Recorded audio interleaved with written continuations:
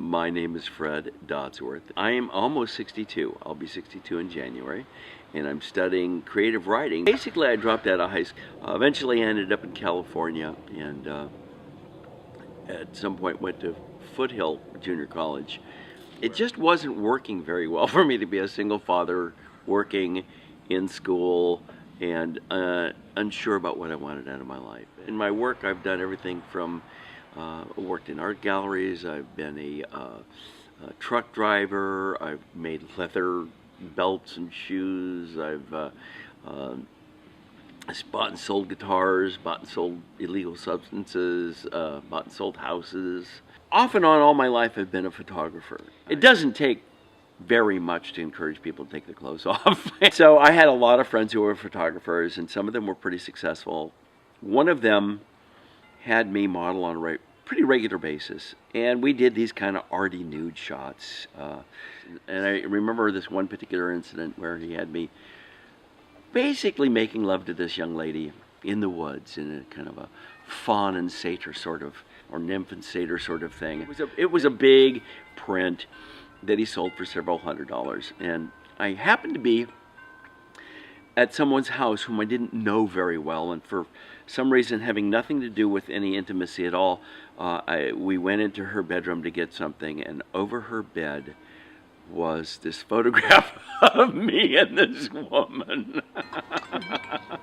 So I went back to school, and after my experience at the Examiner and my experience subsequent to that, I really liked writing. It was fun. It was fun to tell a story, and I felt like it was important and powerful, that one could address some profound human truths, both through nonfiction and fictional narratives. And I wanted to learn a little more about this, and I wanted to get a degree. I was approaching 60. I figured it was about time. There is that suggestion that I'm too old and too late to go back to school. I go to these events that the school puts on where they talk about job opportunities. I'm not going to get a job, dear. It's not going to happen. If you love your work, you'll never work another day in your life. And that's really true, and it's advice that everybody should get, because if you don't love your work, get another job. Really. If you don't love school, you got to ask yourself why you don't love school. Because school is a great deal of fun, and it's not about working. In fact, I really think that going to school to get a job is a mistake. I think that everybody should be going to school for the same reason I am, and that is to get an education. Care about everything you do. It's so important. And it's not for your mother, it's not for your father, it's not for your boss. It's for you. It's for your heart. Listening to those around me dreaming about the future, even when they're not speaking directly of it, it's easy to be envious. Too well I remember when the future stretched out indefinitely, infinitely ahead. When I didn't know if the girl I was kissing was someone I was kissing or my one true love. If I was going to major in mathematics or become an architect or even the next J.D. Salinger. I'm not going to school to get a better job, to meet a girl, to start a family, or even necessarily write the great American novel, although I would still like to do that.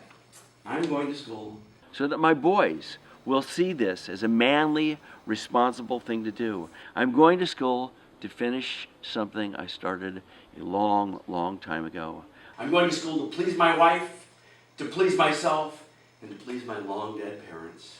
I'm going to college to wrap my brain around literary theory and the art of narrative, around culture, gender, race, and society, and post-apocalyptic science fiction. I'm going to school to enhance the wonderful life I've already lived. I am a fish out of water, an old man in a young person's game. But I'm thrilled to be here, even as an outsider. And I hope I can share a little bit of what I've learned in my 62 years on this planet. Who knows? Maybe someone who feels like this school isn't worth it will hear what I'm trying to say and find a way to stay here long enough to use what they will learn to make the rest of their lives a little bit